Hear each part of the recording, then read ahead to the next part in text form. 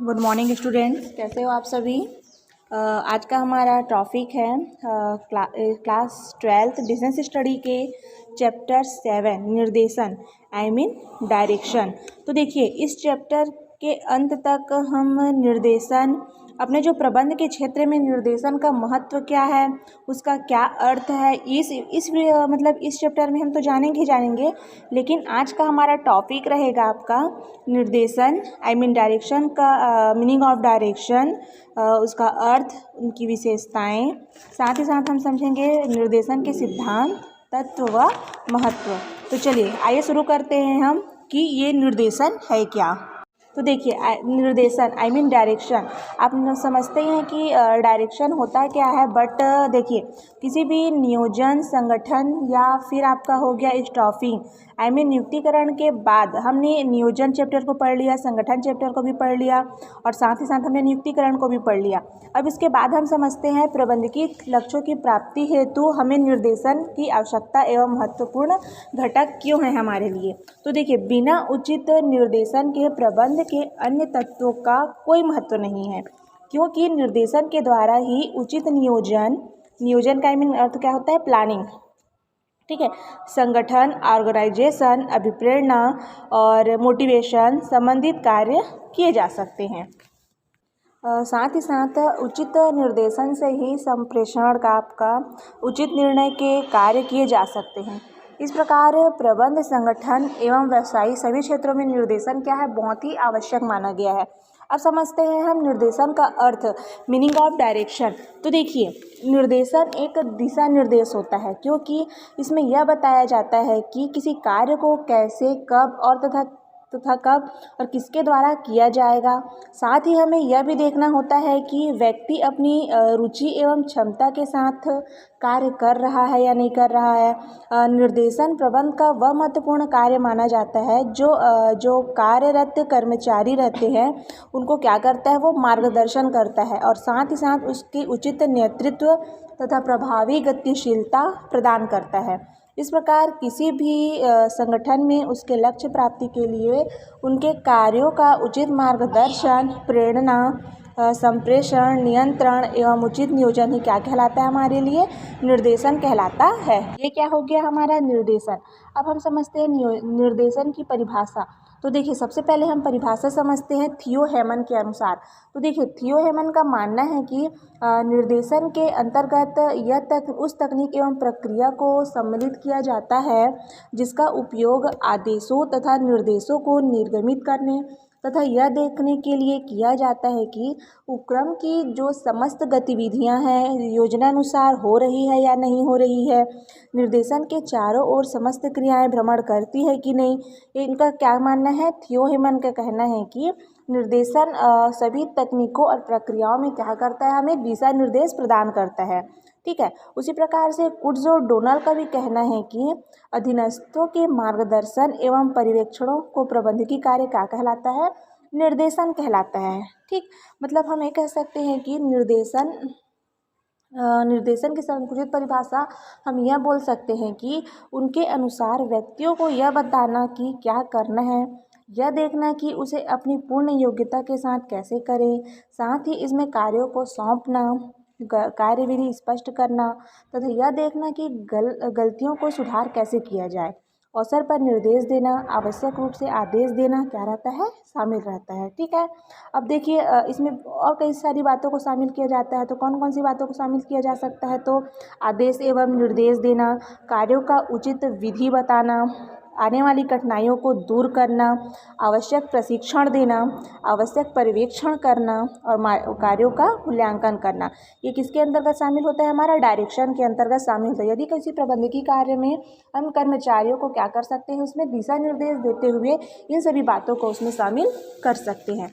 मतलब हम एक संक्षिप्त में ये भी कह सकते हैं कि कुछ विद्वान निर्देशन को इस प्रकार भी मान सकते हैं कि वर्तमान समय में निर्देशन का अर्थ मात्र कर्मचारियों को काम लेना नहीं, अपितु उत्पादन क्षेत्र में ऐसा वातावरण निर्मित करना है जिसमें कर्मचारी स्वयं अपनी पूर्ण क्षमता एवं कार्य करने के लिए अभिप्रेरित हो। ठीक है, अब देखिए इसमें भी क्या क्या हो सकता है, तो नेतृत्व, अभिप्रेरणा, संप्रेषण, नियंत्रण आदि। ठीक है, तो ये क्या समझा हमने, निर्देशन का अर्थ एवं परिभाषा। आगे बढ़ते हम ये समझते हैं कि हमें निर्देशन की प्रकृति एवं विशेषताओं को हम समझते हैं।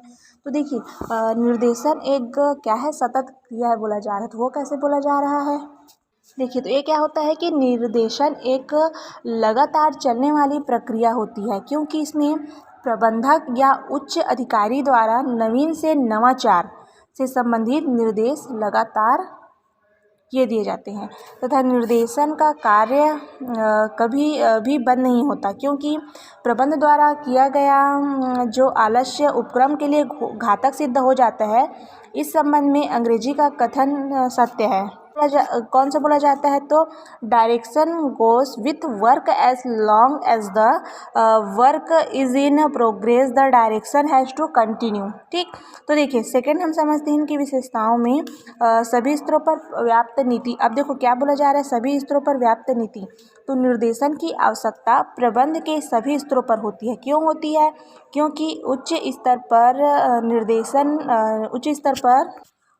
निर्देशन व निम्न स्तरों पर निम्न स्तरीय निर्देशन का कार्य क्या हो गया है, आवश्यक है। कार्य किसी भी स्तर का क्यों न हो, उसमें निर्देशन आवश्यक है। अंतर केवल यह है कि निर्देशन का स्तर क्या होगा। अब इनकी तीसरे विशेषताओं में हम समझते हैं प्राथमिक कार्य एवं नियंत्रण के मध्य कड़ी।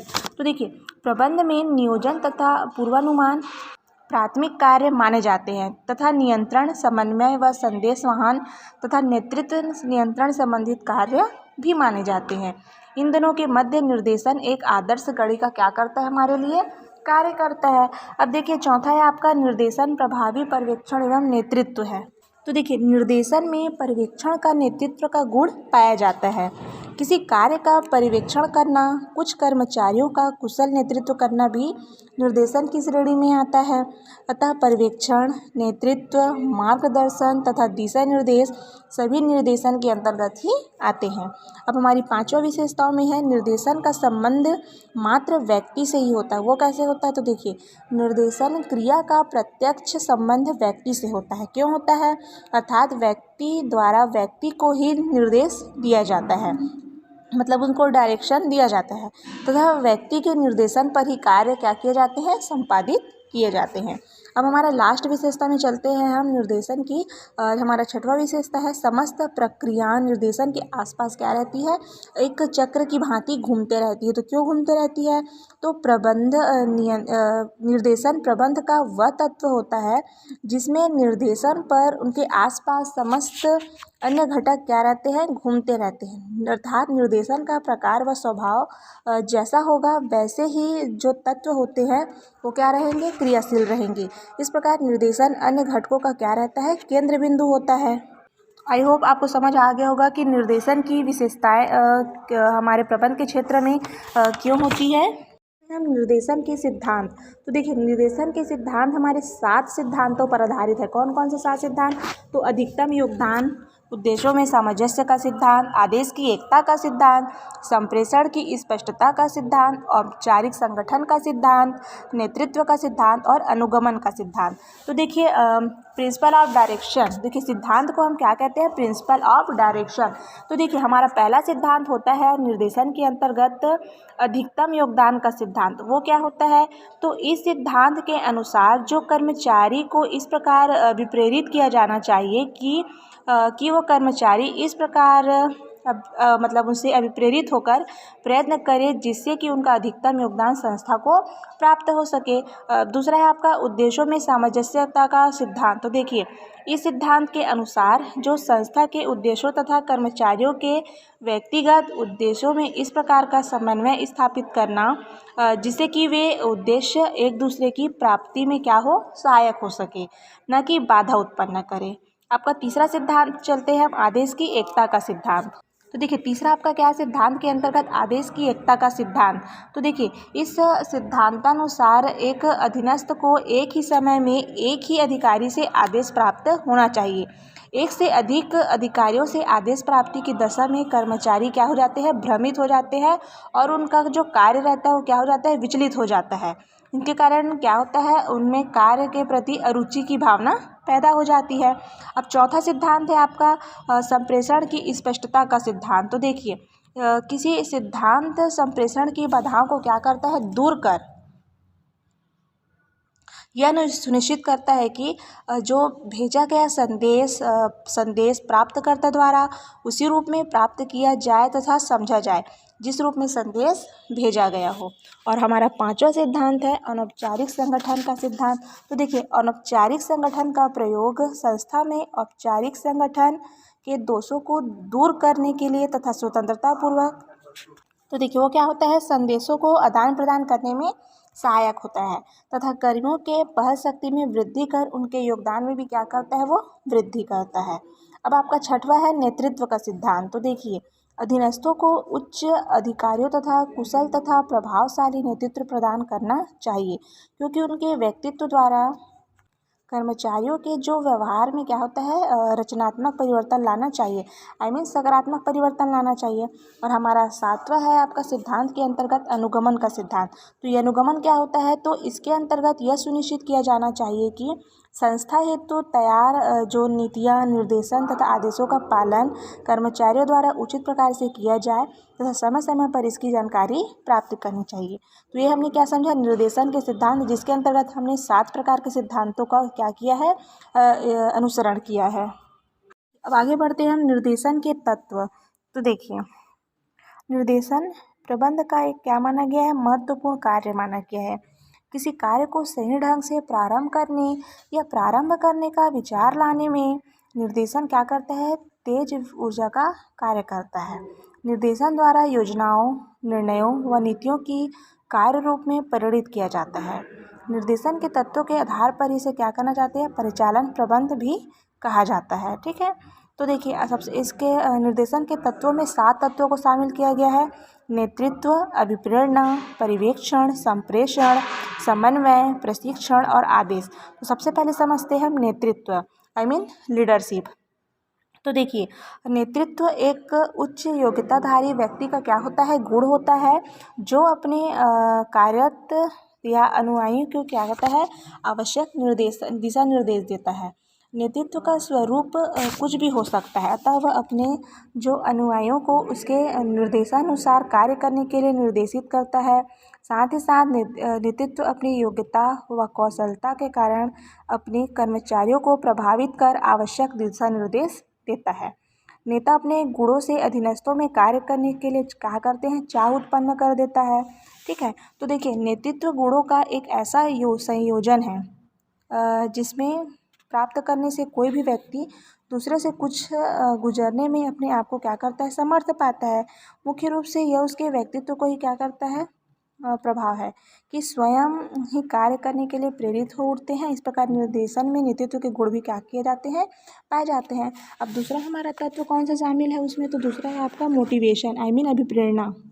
तो देखिए अभिप्रेरणा क्या होता है, तो अभिप्रेरणा के अंतर्गत कर्मचारियों के कार्य के प्रति उत्साह, लगन व अभिरुचि उत्पन्न की जाती है। कार्य के प्रति उत्साह या अभिरुचि उत्पन्न करना भी एक क्या है, विशिष्ट प्रकार का गुण होता है। यह कार्य किसी योग्य व उच्च पद पर जो पदस्थ अधिकारी द्वारा किया जाता है। कार्य के प्रति रुचि बढ़ाने के लिए आवश्यक निर्देश देता है। यह अभिप्रेरणा में निर्देशन का गुण छिपा रहता है। अब हमारा तीसरा तत्व है इसमें पर्यवेक्षण, सुपरविज़न। तो देखिए कोई कार्य पूर्ण निर्धारित लक्ष्य या योजना के अनुरूप हो रहा है या नहीं, इसकी जांच करना तथा कार्य को योजना के अनुरूप कराना क्या कहलाता है, पर्यवेक्षण कहलाता है। अब पर्यवेक्षण कार्य भी एक अधिक योग्यता व ज्ञान वाला कार्य होता है। योजना के अनुरूप कार्य कराने की आवश्यक सलाह एवं निर्देश देता है, अतः यह भी निर्देशन के किस में आता है, श्रेणी में आता है। अब हमारा चौथा तत्व है कम्युनिकेशन, संप्रेषण। तो देखिए संप्रेषण का आशय एक व्यक्ति द्वारा दूसरे व्यक्ति को आवश्यक जानकारी या निर्देश है। देखिए संप्रेषण होता क्या है, तो देखिए संप्रेषण का अर्थ मैं आपको क्या बताई हूँ कि संप्रेषण का आशय जानकारी क्या करता है, निर्देश देता है, जिसमें आपका आदेश, निर्देश, निवेदन, सुझाव सभी शामिल किए जाते हैं। संप्रेषण में जो भी क्रियाएं की जाती है वे सुझाव या दिशा निर्देश की श्रेणी में आते हैं। अतः संप्रेषण में भी निर्देशन का गुण पाया जाता है। अब हमारा पांचवा तत्व है कोऑर्डिनेशन आई मीन समन्वय। तो देखिए समन्वय का अर्थ क्या होता है, तो समन्वय का अर्थ होता है आपसी तालमेल या सामंजस्य स्थापित करना। समन्वय का अर्थ क्या होता है, आपसी तालमेल या सामंजस्य स्थापित करना, अर्थात इसमें एक दूसरे के मध्य कार्य करने व कराने का श्रेष्ठ मार्ग प्रशस्त किया जाता है। संगठन में आदर्श व्यवस्था स्थापित करने के लिए समन्वय क्या है, बहुत ही आवश्यक माना गया है, क्योंकि समन्वय में ही निर्देश के तत्व छिपे रहते हैं। और हमारा छठवां तत्व है प्रशिक्षण आई मीन ट्रेनिंग। तो देखिए कार्य को सुनिश्चित ढंग से व समय में पूर्ण करने के लिए प्रशिक्षण क्या होता है, बहुत ही आवश्यक होता है। मैंने आपके इससे पहले वाले चैप्टर में भी इस प्रशिक्षण का अर्थ, उसका महत्व, उसकी विशेषताओं का अध्ययन आपको मैंने करवाया था। तो देखिए प्रशिक्षण क्या है हमारे लिए प्रबंध के क्षेत्र में बहुत ही आवश्यक माना जाता है, क्योंकि प्रशिक्षण देने का कार्य एक उच्च योग्यताधिकारी एवं अनुभवी अधिकारी द्वारा किया जाता है। इसलिए प्रशिक्षण में आवश्यक निर्देश जारी कर कार्य करने के लिए प्रशिक्षित किया जाता है। अतः प्रशिक्षण में भी निर्देशन के गुण क्या रहते हैं, विद्यमान रहते हैं। और हमारा सातवां तत्व है निर्देशन के अंतर्गत कमांड आई मीन आदेश। तो देखिए जो अधीनस्थों को कार्य करने के लिए समय समय पर उच्च प्रबंधक द्वारा आदेश जारी किए जाते हैं, इन्हीं आदेशों को ध्यान में रखकर अधीनस्थ अधिकारियों एवं कर्मचारियों द्वारा अपना कार्य क्या किया जाता है, पूर्ण किया जाता है। और साथ ही साथ आदेश की स्पष्टता तथा निर्देश है, इसमें पूर्णता निर्देश का गुण पाया जाता है। तो देखिए हमने निर्देशन के तत्व के अंतर्गत 7 प्रकार की उनकी बातों को समझा। कौन कौन सा है आपका, leadership, motivation, supervision, communication, coordination, training and command को क्या किया है, हमने समझा है। बढ़ते हैं हम निर्देशन का महत्व। हमने निर्देशन के तत्वों को समझा भी, अब समझते हैं हम निर्देशन का महत्व। तो देखिए प्रबंध व्यवस्था में निर्देशन संबंधित कार्य अत्यधिक महत्वपूर्ण है, क्योंकि निर्देशन के बिना प्रबंध का कार्य संपादित नहीं किया जा सकता। साथ ही निर्देशन के बिना प्रबंध की अन्य तो देखिए निर्देशन के बिना जो प्रबंध की जो क्रियाएं रहती है वो क्या रहती है, महत्वहीन होती है, क्योंकि निर्देशन व मार्गदर्शन के बिना कोई भी कार्य नहीं किया जा सकता। वास्तव में जो निर्देशन होता है वो अधीनस्थों को आदेश, निर्देश व मार्गदर्शन देने से ही क्या रहता है, संबंधित होता है। तो देखिए सबसे पहले हम समझते हैं निर्देशन के महत्व। 6 महत्व हैं।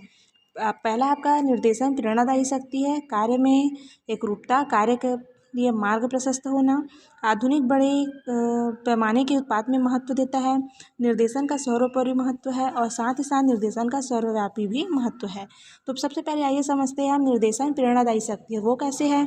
तो देखिए निर्देशन से अधीनस्थों में कार्य के प्रति आकर्षण व प्रेरणा क्या होती है, जागृत होती है। यह एक ऐसी शक्ति है जिसके कारण प्रत्येक व्यक्ति कार्य करने को क्या हो जाता है, तत्पर हो जाता है। और निर्देशन के माध्यम से अधीनस्थों में कार्य के प्रति रुचि बढ़ाई जाती है। इस प्रकार निर्देशन अधीनस्थों में प्रेरणा का कार्य करता है। दूसरा महत्व है उसमें कार्य में एकरूपता। तो देखिए यह सत्य है कि 5 महिलाओं को एक समान मात्रा में सामग्री उपलब्ध कराने पर भी सभी के तैयार किए गए खाने में अलग अलग स्वाद होता है। वैसे ही कार्य में रुचि एक समान सामग्री व सुविधाएं उपलब्ध कराने पर कार्य का स्वरूप क्या हो जाता है, अलग अलग हो जाता है। अतः कार्य में एकरूपता लाने के लिए निर्देशन क्या रहता है, अत्यधिक महत्वपूर्ण होता है। अब तीसरा है आपका कार्य के लिए मार्ग प्रशस्त होना। आई मीन किसी भी कार्य का समन्वय के लिए मानसिक, बौद्धिक तथा शारीरिक क्रिया का प्रवाह क्या है, बहुत ही आवश्यक है, क्योंकि निर्देशन बौद्धिक क्रिया का क्या है, एक प्रवाह है। कार्य का उचित नियोजन व रूपरेखा तैयार कर शारीरिक क्रिया वाले अधीनस्थों को निर्देशन के माध्यम से कार्य सौंपा जाता है। अब हमारा चौथा महत्व है आधुनिक बड़े पैमाने के उत्पादन में महत्व। वो कैसे है, तो बड़े पैमाने के उत्पादन में कार्य एवं उत्पादन में एकरूपता का होना क्या है, आवश्यक है। इसे तो जो उचित अधिकारी तथा दिशा निर्देश आवश्यक है। बड़े पैमाने के उत्पादन में अनेक व्यक्तियों की आवश्यकता पड़ती है, क्योंकि इसके द्वारा कार्य में एकरूपता लाने के लिए निर्देशन क्या है, आवश्यक है। और साथ ही साथ बड़े पैमाने के उत्पादन गृहों में आपसी समन्वय बनाए रखने तथा कर्मचारियों में एकीकरण की भावना बनाए रखने के लिए भी उचित निर्देशन क्या है, आवश्यक। अब 5वां महत्व है आपका निर्देशन का सर्वोपरि महत्व। तो वो कैसे है, तो प्रबंध के विभिन्न कार्य जैसे